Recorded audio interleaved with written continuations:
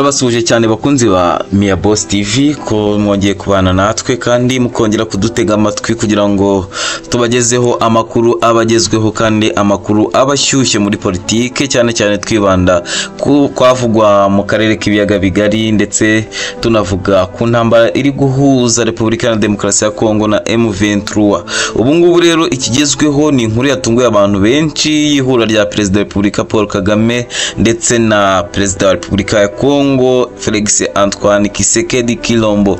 Ubu ngubu rero ikigezweho tuje kubabwira bimwe mu byo baganiriye ndetse tunababwira bimwe mu byo twiteze mu musaruro ushobora kuva muri ibi biganiro byahuje aba bakuru b'ibihugu bombi kugira ngo turebe ko amahoro muri East Africa ndetse no muri East Congo ashobora kuba yagaruka akaba yagira icyo bitanga mu by'ukuri. Icyo usabwa no gukora subscribe tukajya tubana mu biganiro byose dushyizeho uko bigezeho ugahita ubibona mbere kandi ugahita ubona amakuru abagezweho tugutegurira. Kagame yahuye na Tshisekedi muri Qatar Iduha ndetse baganira ku bibazo by'umutekano wo mu burasirazuba bwa Repubulika ya Demokarasi ya Kongo. Ibi ngibi bibaye nyuma yuko hari hitezwe inama ku itariki 18 igomba guhuza M23 ndetse na Repubulika ya Demokarasi ya Kongo ubuyobozi bwayo, ariko ntibe nyuma yuko M23 yari yikuye mu biganiro bitewe n'impamvu zitandukanye twagiye tubabwira mu biganiro bibanza. Niba waracikanywe wajyayo ukabyumva. Ikinyamakuru Reuters nicyo cyatangaje iyi nkuru mbere ndetse na Minisiteri y'Ububanyi n'Amahanga ya Qatar irabitangaza ivuga ko abo bakuru b'ibihugu bombi koko bateraniye muri Qatar kugira ngo baganire ndetse baganire ku bibazo biri muri Repubulika ya Demokarasi ya Kongo bibangamiye amahanga, bibangamiye East Africa ndetse n'u Rwanda nk'umuturanyi muri rusange. Ni Sheikh Tamim bin Hamad Al Thani ndetse na Perezida wa Repubulika Paul Kagame uyobora u Rwanda ndetse na Felix Antoine Tshisekedi ndetse uyu muyobozi wa Qatar akaba yaratumije aba bagabo bombi kugira ngo bajye kuganirira muri iki gihugu barebe ko byibuza amahoro amaze iminsi yarabuze muri East Africa ndetse no muri Repubulika ya Demokarasi ya Kongo yakongera akagaruka. Bimwe mu byo bemeranyijeho rero bavuze ko bagomba gukurikiza imyanzuro yabaye ndetse imyanzuro yafashwe n'inama zigiye zitandukanye zagiye ziba. Twavuga nk'inama yahuje SADC ndetse n'umuryango wa East Africa ndetse n'izindi nama zagiye zihuza impande zombi yaba M23 ndetse n'ubutegetsi bw'u Rwanda na Kinshasa, bakahurira muri Angola, i Rwanda ndetse no muri Kenya. Izo zose iyo myanzuro yose yagiye ifatwa bemeranyijwe ko igomba gukurikizwa ndetse intambara igahagarara burundu cyangwa se igahagarara mu gihe runaka kugira ngo barebe ko ibibazo bimwe na bimwe byakemuka. Si ibyo gusa kubera ko bumvikanye ko iyi M23 igomba kuganira na Repubulika ya Demokarasi ya Kongo kugira ngo barebe ko amahoro yagaruka ndetse n'intambara ikaba yahagarara. Ibyo ngibyo rero Tshisekedi akaba yabyemeye muri rusange ndetse yemera ko agomba gushaka uburyo agomba kuganiramo na M23 kugira ngo barebe ko ibibazo bimwe na bimwe byagenda bikemuka. Si ibyo gusa kubera ko ububanyi n'amahanga bwa Repubulika ya Demokarasi ya Kongo nabwo bwatangaje ko koko iba ari ukuri aya makuru ariyo Perezida wa Repubulika Paul Kagame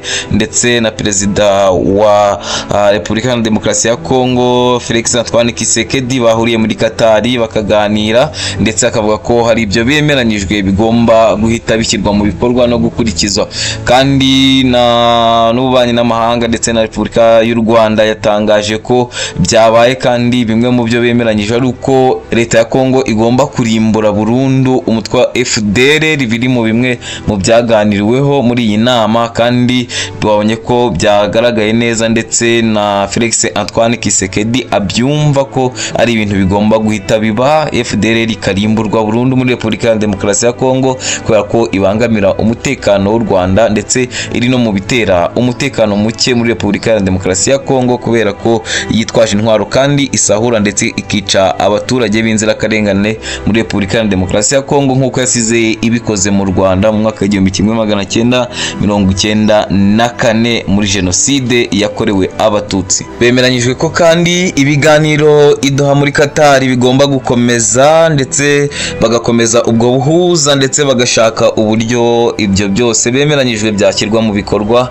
n'uburyo bwo gushyirwa mu bikorwa. Gusa ikibanza ari uko iyi ntambara yo igomba guhita ihagarara, bagashaka uko yahagarara muri rusange imirwano ikagabanyuka. Ubwo urumva byari ku ruhande rwa Repubulika ya Demokarasi ya Kongo kuko ari rwo rwari ruhagarariye, ariko n'ubundi kubera ko usanga kenshi Repubulika ya Demokarasi ya Kongo ariyo n'ubundi usanga ishoza intambara, nihagarika intambara bivuze ko na M23 igomba guhita ihagarika iyo ntambara. Ubwo rero turategereje. Akenshi Kisekedi yagiye ashinjwa kwisubiraho no kutubaha imyanzuro imwe n'imwe ndetse n'ibyemezo bimwe na bimwe biba byagiye bifatwa. Icyo twibaza nuko niba ubu ngubu kuri inshuro arabyubahiriza. Gusa ikigaragara cyo ku nshuro ya mbere nimba yatangaje ko imyanzuro igomba gushyirwa mu bikorwa kandi igashyirwa mu bikorwa uko byavuzwe cyangwa uko byaganiriweho, ibyo nabyo ni ikimenyetso kigaragaza ko Felix Antoine Kisekedi ashobora kubaha ibyaganiriwemo. Gusa ibyo ngibyo kandi byose bibaye nyuma y'uko twari twiteze inama ishobora kubera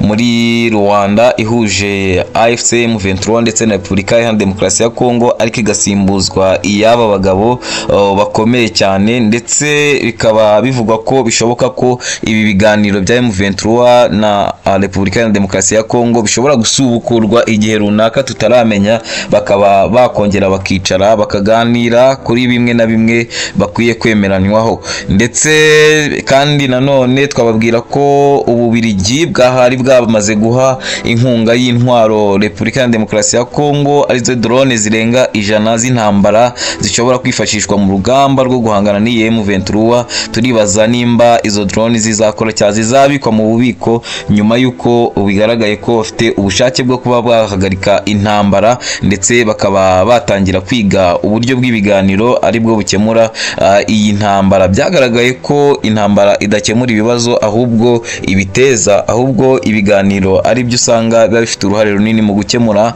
intambara zigiye zitandukanye ziba yaba muri Afurika ndetse no ku isi hose muri rusange. Intambara irasenya ntiyubaka, niyo mpamvu rero ibiganiro ari byo by'ingenzi mu kugira ngo hagire ikigerwaho muri rusange. Reka tubitega amaso twibaze nimba koko ibi bishoboka ko Felix Antoine Kisekedi yahagarika intambara ndetse akubaha ibiganiro n'imyanzuro imwe n'imwe yaragifatirwa mu nama zigiye zitandukanye. Ndabashimiye mwebwe twabanye kuri Mia Boss TV, wibuke gukora subscribe. Andi makuru yose agenda agerwaho turagenda tuyabaha uko bwije nuko bukeye, kandi mukomeze kugubwa neza. Imana ikomeze kubana namwe mu byo mukora byose. Ndabashimiye cyane.